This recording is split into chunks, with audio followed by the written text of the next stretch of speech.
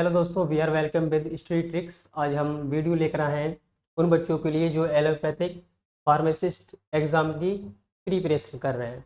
तो जो भी बच्चे इस एग्ज़ाम की प्रिपरेशन कर रहे हैं उनके लिए ये वीडियो बहुत यूज़फुल रहेगी। और आइए हमारे साथ ये वीडियो देखिए। हमारा जो टॉपिक है इसका फार्मास्यूटिक्स, इसके दो पॉइंट हैं हमारे, एसिड्स एंड बेस, जिनको हम थोड़ा इन डिटेल जानेंगे कि ये हैं क्या और हमारे इस एग्ज़ाम के लिए कितनी यूज़फुल हो सकते हैं। तो आइए हम आगे बढ़ते हैं।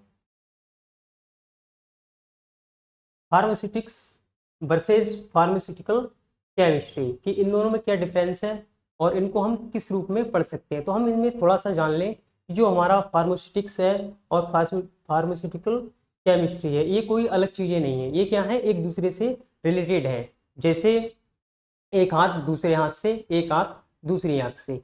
अगर हमने एक के बारे में जान लिया, हम दूसरे के बारे में क्या है आसानी से जान सकते हैं। जैसे फार्मास्यूटिक्स की बात कर लें, इसकी डेफिनेशन को थोड़ा देख लें कि ये क्या बोल रहा है।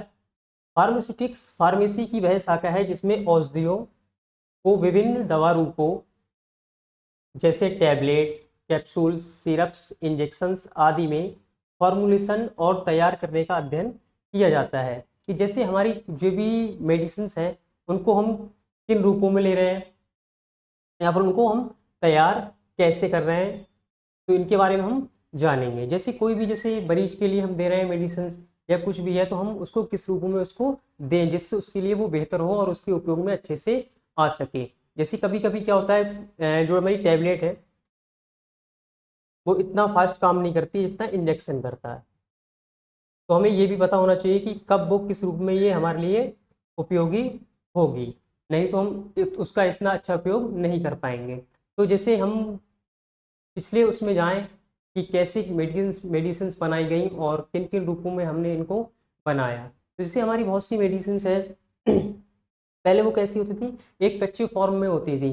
तो हमें पता नहीं है कि किसी ने क्या करा, कोई चोट लगी, चोट लगने के बाद उन्होंने अपनी चोट पे उसको लगाया। लगाने के बाद क्या हुआ, उन्होंने देखा यार इससे क्या हुआ, हमको आराम मिला। कुछ आराम मिलने के बाद उन्होंने देखा यार ये हमारे लिए क्या है, फायदेमंद है। लेकिन ऐसा ही कभी कभी क्या हुआ, किसी दूसरे पर्सन को चोट लगी और उसने उस चीज को लगाया और उसको उसको फायदा नहीं हुआ। तो उन्होंने देखा कि यार ये क्या है, इसका क्या मतलब हुआ, उनको फायदा हुआ, हमको नुकसान हुआ। तो वो उन दोनों में हुआ मतभेद। जब मतभेद हुआ, मतभेद होने के पश्चात उन लोगों ने क्या करा एक दूसरे से कि यार ये तो बात गलत हुई, इनको फायदा हुआ, इनको नुकसान हुआ। ये ठीक है, देखा उन्होंने, तो उसको थोड़ा रिसर्च किया। उस पर रिसर्च करने के बाद उन्होंने देखा कि इसमें कुछ अलग अलग प्रॉपर्टीज पाई जा रही हैं। ये किसी एक खास चोट के लिए ही उपयोगी हो सकती है, ना कि सारी चीज़ों के लिए, ना ही सारी बीमारियों के लिए। तो उन्होंने देखा, उसी गुण को उन्होंने निकाला। तो ऐसे ही उसको क्या किया, तैयार किया। तो ये किस में पढ़ेंगे हम, फार्मास्यूटिक्स में, की चीज़ों को निकालना। जैसे हम देखते हैं हमारी एक टैबलेट होती है पैरासीटामोल। पैरासीटामोल का लगभग 605 mg वेट होता है। जो वेट 650 mg होता है, इसमें क्या रहता है, पैरासीटामोल रहती है लगभग 500 mg। और लैक्टोस रहता है इसमें लगभग 100 mg। और इसमें क्या, और बाइंडर रहता है लगभग 25 mg। और सारी चीज़ें रहती हैं। तो ये क्या हुआ, इनको एक मिक्स करके बनाया गया, जिससे हमारा क्या बताएगा ये कि इसको हम कोई भी चीज़ें आसानी से तितर बितर हो सकती है। जैसे ये है तो हम इसको हमें बाइंड भी करना है, जिससे क्या ये रहे, एकजुट रहे, इसका आकार कैसे रहे, बड़ा हुआ रहे, जिससे हम इसको आसानी से इधर उधर ले जा सकें। तो किसी भी फॉर्मेशन के लिए, मेडिसिन फॉर्मेशन के लिए ये चीज़ें क्या हैं, ज़रूरी हैं, जो इसको हम क्या पढ़ेंगे, फार्मास्यूटिक्स में पढ़ेंगे। अगर इसका बिल्कुल आसान वर्डों में कहा जाए तो ये क्या है, औषधि की निर्माण विधा है, औषधि को बनाने की विधा, कला है ये क्या, फार्मास्यूटिक्स। इसके बाद इसको रिलेटेड करके पढ़ते हैं किससे, फार्मास्यूटिकल केमिस्ट्री से। अब देखो क्या है, ये सारे काम हमको करना है मेडिसिन पे करना है कि हम इनको कैसे बनाएंगे, कैसे क्या करेंगे। लेकिन अभी तक हमने इनके आंतरिक गुणों को नहीं पढ़ा कि इसका आंतरिक गुण क्या होगा, इसकी संरचना कैसी होगी, वो हम किस में पढ़ेंगे, फार्मास्यूटिकल केमिस्ट्री में। कैसे, आइए इसके बारे में थोड़ा डिस्कस कर लेते हैं। फार्मास्यूटिकल केमिस्ट्री फार्मेसी की वह शाखा है जिसपे औषधियों की रासायनिक संरचना आ गया क्या, रासायनिक संरचना, केमिकल स्ट्रक्चर, गुण, प्रॉपर्टीज, संश्लेषण, सिंथेसिस और विश्लेषण का अध्ययन किया जाता है कि कोई भी जो मेडिसिन हैं उनकी क्या है, इन वर्डों में क्या क्या है इन्होंने डिफाइन किया, क्या क्या, स्ट्रक्चर, नंबर एक इन्होंने क्या बोल दिया, स्ट्रक्चर। सेकंड इन्होंने क्या बोला, इसकी प्रॉपर्टीज क्या रहेंगी, इसके गुण क्या रहेंगे, इसकी सिंथेसिस, इन्होंने ये क्या पॉइंट में इसको डिवाइड कर दिया। तो स्ट्रक्चर का मतलब क्या होगा, जैसे हम लोग जानते हैं H2O होता है हमारा, ये क्या है, वाटर, ठीक है, ये इसका क्या रहता है, फॉर्मूला रहता है। इसके बाद हमारा सेकंड क्या है, हम इसकी शेप को पढ़ें। शेप क्या रहती है इसकी, ऑक्सीजन, हाइड्रोजन और हाइड्रोजन, इनके बीच क्या रहेगा, 104.5 डिग्री का क्या रहेगा, एंगल रहेगा इन दोनों के बीच। तो ये इसका क्या है, स्ट्रक्चर, इसको हम बोलते हैं बेंड शेप। क्या बोलते हैं, बेंड शेप।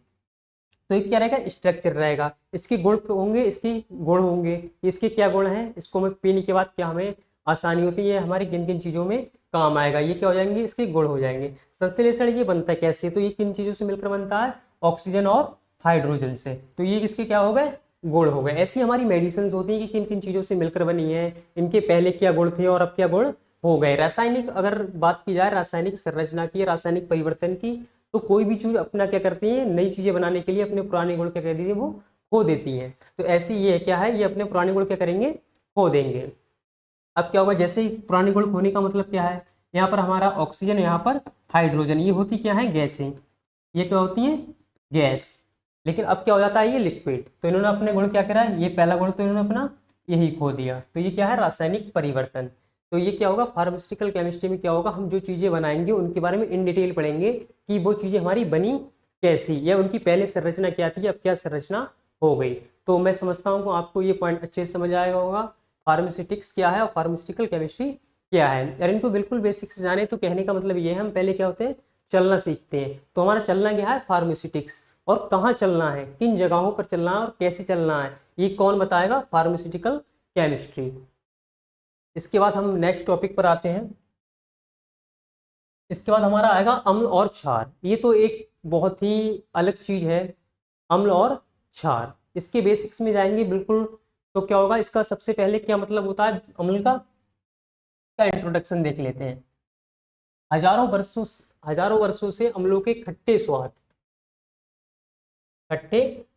और क्षारों के कड़वे स्वाद को पहचाना जाता रहा है। इनकी जो खोज हुई वो किस बेस पे हुई, इसी बेस पे हुई कि इनका हमारा जो स्वाद है वो कैसा है, खट्टा है या फिर कड़वा है। तो जिन चीजों को खट्टा बोला गया तो उनको बोला गया अम्ल। क्या बोला गया, अम्ल। और जिनको कड़वा बोला गया उनको बोला गया क्षार। ये भी चीजें कैसी हैं, बिल्कुल एक साइकिल के पहिए की तरह है, एक दूसरे से रिलेटेड। जैसे एसिड क्या है, एसिड वर्ड कहाँ से आया, एसिड जो हमारा वर्ड है वो एसिटस से आया, एसिटस से। इसके बाद क्या हुआ, इसको सबसे पहले यूनानियों ने बोला ऑक्सिन। ऑक्सिन का मतलब इन्होंने निकाला क्या है, खट्टा। इसके बाद अंग्रेजी में उसमें अनुवाद हुआ, इसके बाद आया एसिटस, फिर क्या आया हमारा एसिड। क्या आया, एसिड। एसिड का मतलब ही क्या होता है, खट्टे स्वाद। जो भी चीजें क्या है स्वाद में खट्टी होती हैं। जैसे सबसे पहले अगर हम बात करें तो सबसे पहले हमारे साइंटिस्ट हुए रॉबर्ट बॉयल। उन्होंने बताया कि जो भी चीजें क्या होंगी, खट्टी होंगी, तो उनमें हमारा पाया जाएगा अम्ल। क्या पाया जाएगा, अम्ल। इसके बाद हमारे एक साइंटिस्ट आए हम्पी डेवी। उन्होंने क्या बताया, उन्होंने लेवासिए थे उनसे पहले जो आए थे, उन्होंने बताया था कि इसमें एक पार्ट पाया जाएगा, क्या, ऑक्सीजन। ऑक्सीजन पाया जाएगा बहुत अधिक मात्रा में। लेकिन इनको फिर करेक्ट करने के लिए आ गए हमारे हम्पी डेवी।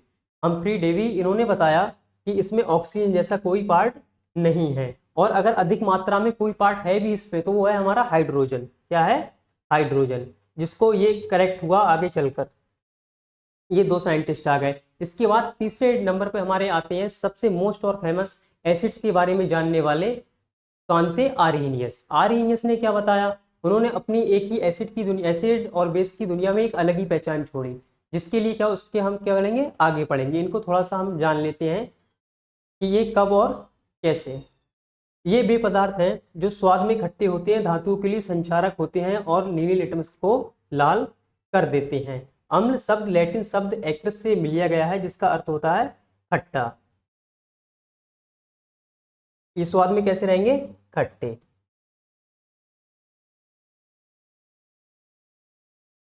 इसके बाद क्या रहेगा, क्षार। क्षार को जान ले।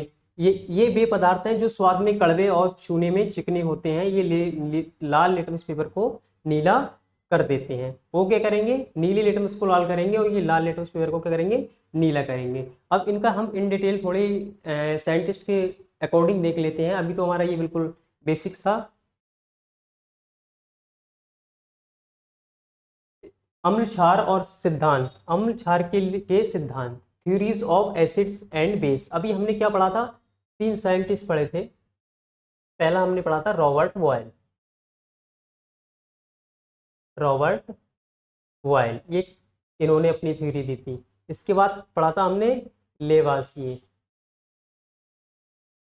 थर्ड पॉइंट था हमारा हम्फ्री डेवी। Humphry Davy. इसके बाद फोर्थ पॉइंट था हमारा आर्हीनियस।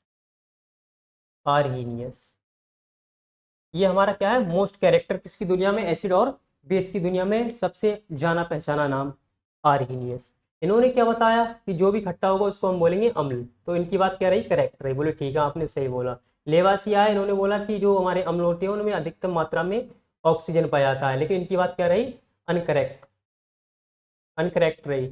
इसके बाद हम्फ्री डेवी, इन्होंने इसको क्या किया, करेक्ट किया कि इसमें तो ऑक्सीजन पाया ही नहीं जाता है। क्या पाया जाता है अधिकतम मात्रा में, हाइड्रोजन। जो इनकी बात क्या रही, करेक्ट रही। इसके बाद जो आज तक हम पढ़ते हुए आए हैं वो डेफिनेशन किसकी है, आर्हीनियस की। किसकी, आर्हीनियस की। अब इनके में भी कुछ चीजें क्या होंगी, अच्छी नहीं बताई होंगी इन्होंने, या वो लिमिट से बाहर रहती होंगी। तो उसको किसने करेक्ट किया, ब्रांटेन, लॉरी सिद्धांत और लुईस सिद्धांत ने। इन्होंने भी अपने अपने सिद्धांत दिए, किसके लिए, एसिड और बेस के लिए। आइए इसको भी इन डिटेल देख लें थोड़ा। ये अगर आप इसको बैच को लेना चाहते हैं और इसकी अपनी तैयारी को मजबूत करना चाहते हैं तो क्या रहेगा, आपके लिए हमारा बैच है। इस दिए गए नंबर पर आप कांटेक्ट कर सकते हैं और हमारी बुक्स भी अवेलेबल है जो आपको आसानी से मिल जाएगी इस नंबर पर कांटेक्ट करने के बाद। और हमारा जो चैनल है स्टडी ट्रिक्स, इसको भी आप डाउनलोड कर लें और आपकी जो तैयारी होगी एक अच्छे लेवल से होगी। नेक्स्ट इसके बाद आते हैं हम आर्यनियस सिद्धांत, मोस्ट ऑफ कैरेक्टर, एसिड की दुनिया का किंग। इस थ्योरी का क्या बोलते हैं, इसको किंग। इनको क्या था, एक जनरल नॉलेज का अगर हम क्वेश्चन लेकर चल दें तो इन्हें क्या मिला था, इसी को लेकर नोबेल पुरस्कार। नोबेल पुरस्कार मिला था इनको, किसके लिए, इसी के लिए, एसिड और बेस के लिए। तो इन्होंने क्या बोला, ये सिद्धांत 1884 में स्वांते आर्यनियस द्वारा विकसित किया गया था और ये सबसे अधिक उपयोग किए जाने वाला और सरल सिद्धांत है। अम्ल, एसिड। अम्ल वे पदार्थ हैं जो जलीय विलयन में घुलने पर हाइड्रोजन आयन प्रदान करते हैं। अगर आयन से हम देखें कि आयन है क्या, तो कोई भी हमारा अगर तत्व है वो अपना एक इलेक्ट्रॉन, क्या करता है, निकालता है, तो उसको बोलते हैं आयन। जैसे हमारा क्या है ये, अभी क्या है, हाइड्रोजन, क्या, हाइड्रोजन। और यहाँ पर क्या है, हो गया ये हाइड्रोजन आयन, हाइड्रोजन आयन। जैसे यहाँ पर क्या कह रहा है, ये हमारा HCl हाइड्रोक्लोरिक अम्ल है। यहाँ पर इन्होंने क्या किया, अपना जो एक इलेक्ट्रॉन है क्या करा, Cl को दे दिया, तो ये क्या होगा, Cl माइनस। ये क्या होगा, H प्लस। इसको हम बोलेंगे हाइड्रोजन आयन, हाइड्रोजन आयन। तो क्या इनकी सिंपल सी डेफिनेशन रहेगी, वे पदार्थ जो जलीय विलयन में घुलने कर H प्लस आयन देते हैं। इसके बाद क्या गया हमारा, क्षार। वे पदार्थ जो जलीय विलयन में हाइड्रोक्सिल आयन प्रदान करते हैं। कैसे, जैसे हमारा यहाँ पर ये सोडियम हाइड्रोक्साइड है, इन्होंने ये क्या बना लिया, Na प्लस और OH माइनस को निकाल दिया, तो ये क्या हो गया, OH माइनस। तो ये क्या होगा, वे पदार्थ जो जलीय विलयन में हाइड्रोक्सिल आयन प्रदान करते हैं वो क्षार कहलाते हैं। तो ये हमारी क्या थी, आर्हेनियस की एसिड बेस थ्योरी। इसके बाद हमारा सेकंड आता है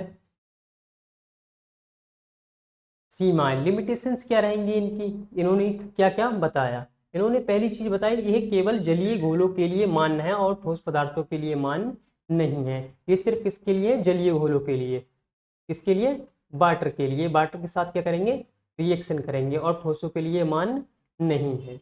सेकंड थ्योरी क्या रहेगी, ये अमोनिया जैसे पदार्थों की क्षारीयता की व्याख्या नहीं कर पाता जिनमें OH आयन नहीं होते। जैसे हमारा क्या हो गया, अमोनिया हो गया, इसके पास कोई OH है, नहीं है, क्या है, नहीं है, तो ये इसकी व्याख्या नहीं करेगा, क्योंकि इन्होंने बताया कि वे पदार्थ जो जलीय विलयन में OH माइनस देते हैं क्षार कहलाते हैं, लेकिन इनके पास नहीं है, तो इसकी भी व्याख्या ये नहीं करेगा। इसके बाद थर्ड पॉइंट हमारा आता है, यह विलायक की अनुपस्थिति में उदासीनीकरण की व्याख्या करने में भी विफल रहता है, कि अगर कोई सॉल्वेंट नहीं है तो ये उसकी भी व्याख्या नहीं करेगा।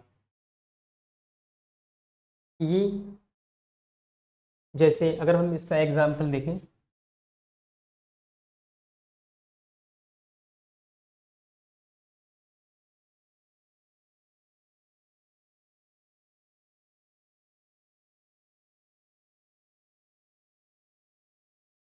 इसके बाद सेकंड थ्योरी हमारी आएगी ब्रांचटेन लॉरी सिद्धांत। इन्होंने क्या बताया, अभी हम पिछला टॉपिक हमने एक जाना था क्या, जैसे ये देखते हुए चले, इन्होंने बताया था जो NH3 है वो OH नहीं बताएगा, तो कौन बताएगा, वो ये बताएंगे ब्रांचटेन एंड लॉरी। इन्होंने क्या बताया, 1923 में JN ब्रांचटेन और JM लॉरी ने स्वतंत्र रूप से अम्ल और क्षार की अधिक व्यापक परिभाषा दी जो प्रोटॉन के स्थानांतरण पर आधारित है। उनकी थ्योरी क्या थी, वो OH माइनस और H प्लस आयन पर आधारित थी, लेकिन इनकी क्या थी, प्रोटॉन पर आधारित थी। प्रोटॉन का मतलब क्या हो गया, जैसे H प्लस, क्या, H प्लस, ये हो गया हमारा प्रोटॉन। इनकी पहली जो डेफिनेशन है हमारी क्या है, अम्ल। प्रोटॉन डोनर, ये क्या होंगे, प्रोटॉन डोनर होंगे। डोनर का मतलब क्या होंगे, ये हमेशा क्या देंगे, प्रोटॉन को डोनेट करेंगे और किसी के लिए, तो ये क्या कहलाएंगे, अम्ल कहलाएंगे। किसके अकॉर्डिंग, ब्रांचटेन एंड लॉरी सिद्धांत के अनुसार। क्या, वे अणु या आयन जो किसी अन्य पदार्थ को प्रोटॉन दान कर सकते हैं, क्या कर सकते हैं ये लोग, H प्लस आयन किसी को भी डोनेट करेंगे, तो ये क्या कहलाएंगे, अम्ल कहलाएंगे। सेकंड, क्षार के लिए इन्होंने क्या थ्योरी दी, इन्होंने थ्योरी दी कि जो ये क्या होंगे, प्रोटॉन एक्सेप्टर होंगे। डोनर का मतलब क्या होगा, जो डोनेट करेगा, डोनेट प्रोटॉन। इसके बाद क्या होगा, क्षार क्या होगा, एक्सेप्टर। ये क्या करेंगे, इसको एक्सेप्ट करेंगे,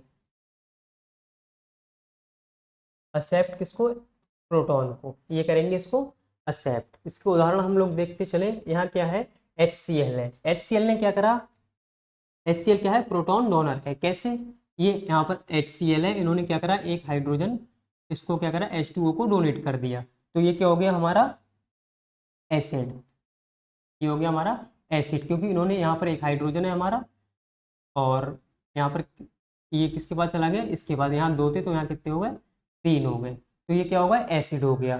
और एक्सेप्ट क्या कारण किसने किया, इसने किया, तो ये क्या होगा हमारा बेस हो गया, क्योंकि इन्होंने क्या करा, हमारा प्रोटॉन एक्सेप्ट किया है। तो इनकी जो थ्योरी थी, अम्ल बे अणु आयन जो किसी अन्य पदार्थ को प्रोटॉन देते हैं, और क्षार कौन होंगे, जो प्रोटॉन को लेंगे, ग्रहण करेंगे। इसके बाद नेक्स्ट देखते हैं, नेक्स्ट क्या है हमारे लिए, संयुग्मी अम्ल क्षार युग्म, कंजुगेट एसिड बेस पेयर। जब एक अम्ल प्रोटॉन दान करता है तो वह संयुग्मी क्षार बन जाता है। इसी प्रकार प्रोटॉन ग्रहण करने के बाद क्षार संयुग्मी अम्ल बन जाता है। जैसे अभी हमने पीछे देखा था HCl H3O,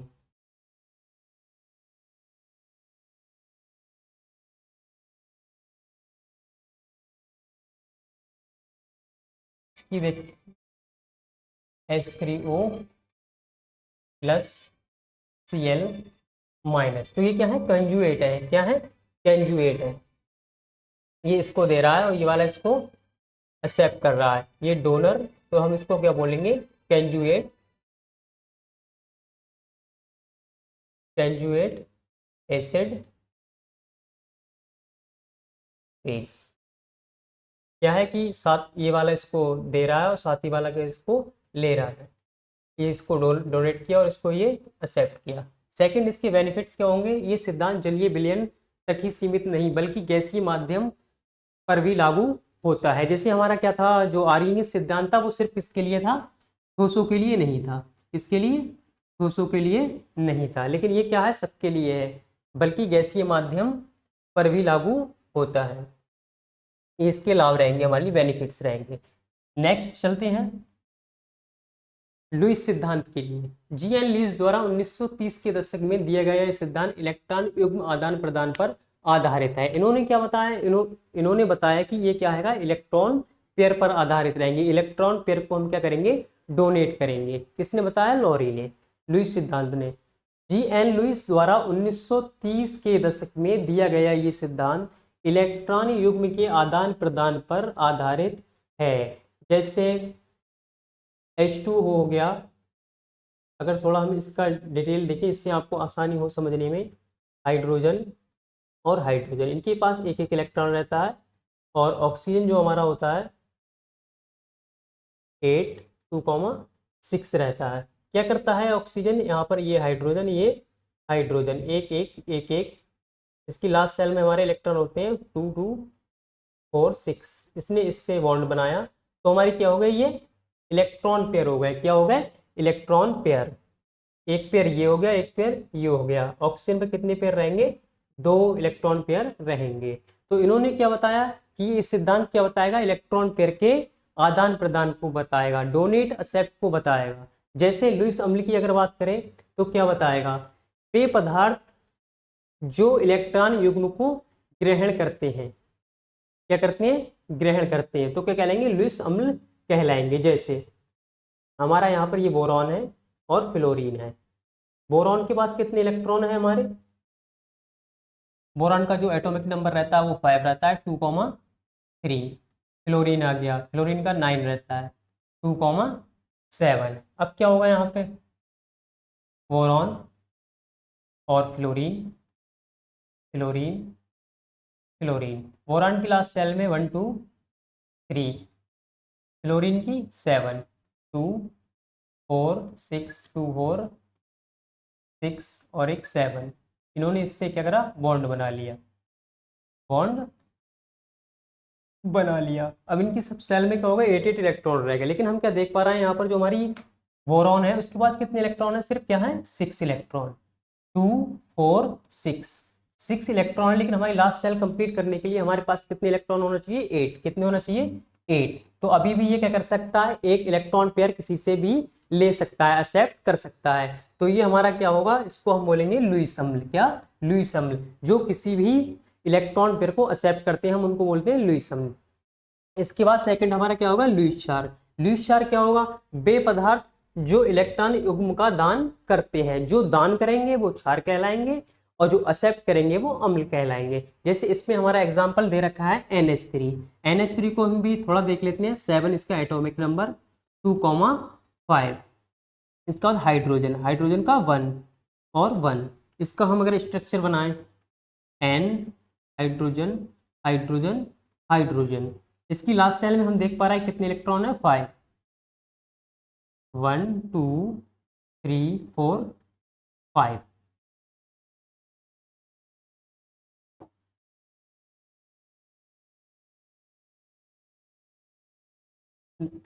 1 2 3 4 5। हाइड्रोजन, हाइड्रोजन का ये हो गया, इन्होंने इससे बॉन्ड बना लिया। इसके पास कितना बता? एक इलेक्ट्रॉन पेयर बचा, जो किसी को भी ये डोनेट कर सकता है। इसको हम क्या बोलेंगे? Electron pair, electron pair. ये किसी को भी ये डोनेट कर सकते हैं। और इसको लेंगे कौन? हम। जो देंगे उसको बोलेंगे हम, जो डोनेट करेंगे उसको बोलेंगे क्षार, बेस। और जो इलेक्ट्रॉन पेयर को एक्सेप्ट करेंगे उसको बोलेंगे हम लुईस अम्ल। इन्होंने, इनकी सबकी थ्योरी कैसी रही? अलग अलग रही। तो इसके जो लाभ हैं हम उनको देख लें। ये उन रासायनिक प्रतिक्रियाओं की भी व्याख्या करता है जिनमें प्रोटॉन स्थानांतरण नहीं होता है, जैसे SO2 और SO2 के बीच की क्रिया, जहां पर इलेक्ट्रॉन का, प्रोटॉन का क्या होगा? स्थानांतरण नहीं होगा। उनकी भी व्याख्या ये कर सकता है। इसके बाद नेक्स्ट आते हैं इनके, जब इतना पढ़ा तो हम इनको थोड़ा थोड़ा इनकी एक एक पॉइंट में हम इनको जान लें। कैसे? अम्ल और क्षार के सिद्धांतों का सारांश, ये समरी टेबल है और इनको हम आसानी से कि किन किन साइंटिस्टों ने क्या क्या थ्योरी दी, इनको दो दो वर्डों में हम इनको समझ लें और जान लें। पहला क्या है हमारे आर्यनीय सिद्धांत, नोबल पुरस्कार विजेता, नोबल पुरस्कार विनर, इनकी बात सुन लें। H+ उत्पादक, ये क्या करेंगे? हाइड्रोजन आयन बनाएंगे। क्या बनाएंगे? Hydrogen ion. ठीक है। इसके बाद अम्ल के ही लिए हम ब्रॉन्स्टेन लॉरी सिद्धांत को देख लें। ये क्या बता रहे हैं? ये H+ आयन दाता है, ये क्या करेंगे? H+ आयन देंगे, तो ये क्या कहलाएंगे? अम्ल कहलाएंगे। इसके बाद हमारा हो गया लुईस सिद्धांत।